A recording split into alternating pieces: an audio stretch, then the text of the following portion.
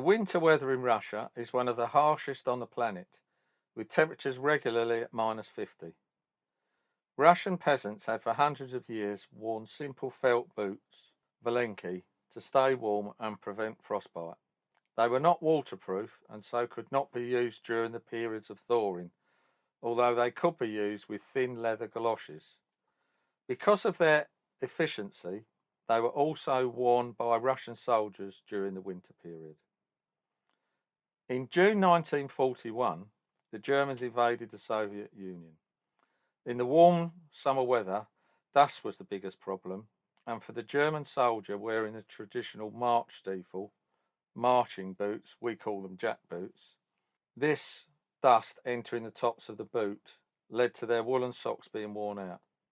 Not a problem in the hot summer, but as summer turned to autumn and winter approached, it was becoming clear that lightning war had slowed to a crawl. The vast distances in the Soviet Union had been underestimated, and for many, the only way forward was on foot.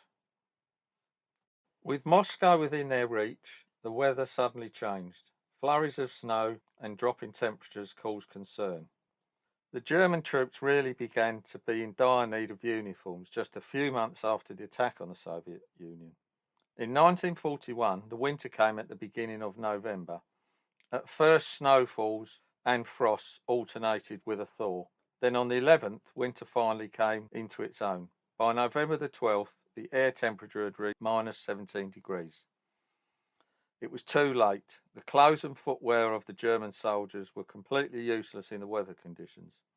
The fact is that Hitler had hoped to inflict a complete defeat on the Russians before the cold weather. Winter clothing was still thousands of miles away in supply depots, but the quantity of these supplies was inadequate for the size of the armed forces in the field. It was originally planned that only 1/3 of the forces would remain as an army of occupation, the other 2/3 leaving for redeployment. For soldiers standing on frozen ground, many without socks, cases of frostbite began to soar.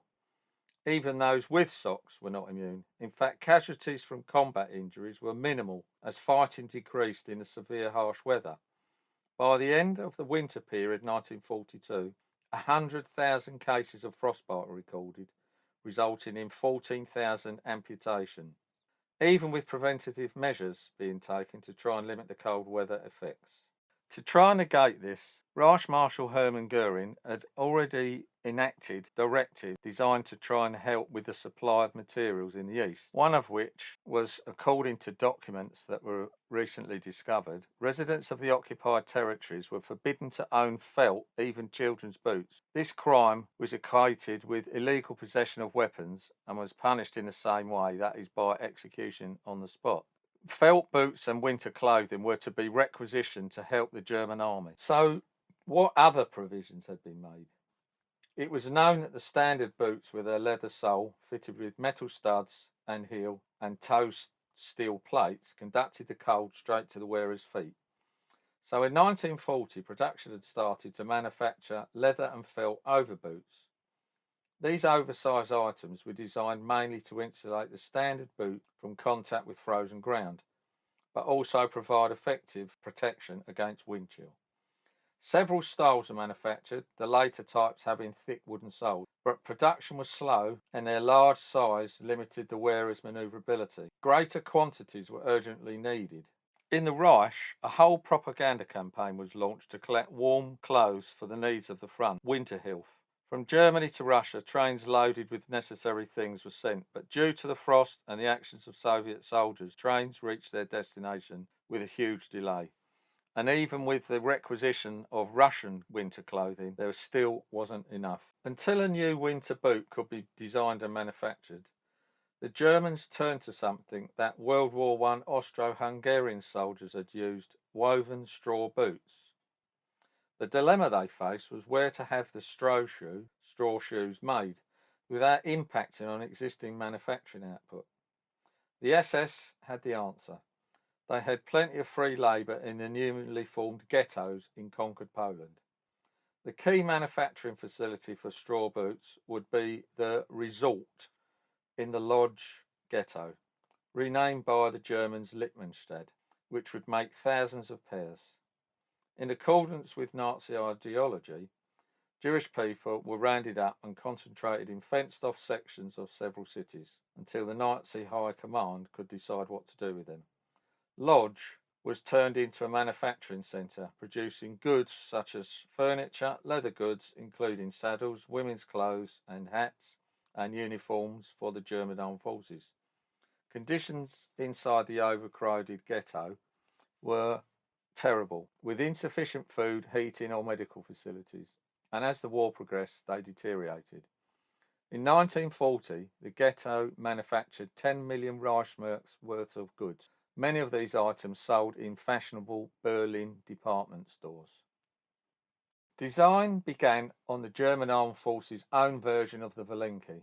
As with a lot of other German projects, it was embellished with other features and ended up as a hybrid felt boot and jackboot. The new design encased the felt part with a leather sole and heel, fixed with wooden nails, and a low leather upper to provide some waterproofing. As this Type 2 boot was normal size, it did not restrict the wearer's movements. However, there were never enough to totally replace the overboot Type 1, and so both continued to be used until the war's end, priority of the new design going to frontline combat units. As for the people of the Lodz ghetto, very few survived the war, most having been transported to extermination camps like Auschwitz.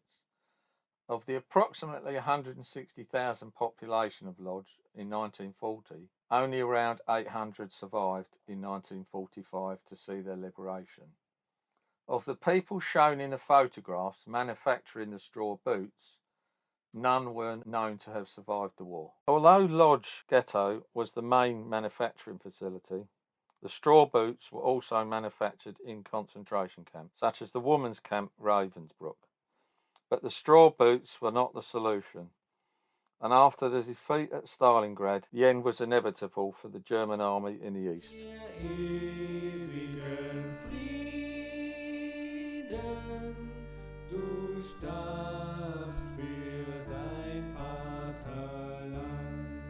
Documents from the Russian Medical Service of the 4th Shock Army during the Great Patriotic War, which is what the Russians called World War II, mention the so-called ersatz boots made of straw, invented by the Nazis.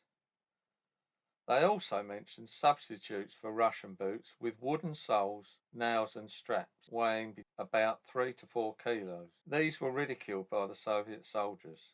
Heavy and uncomfortable straw kegs were not popular among the soldiers of the German army. The Germans were more interested in not only warm but also light Russian felt boots, which moreover were quickly put on their feet.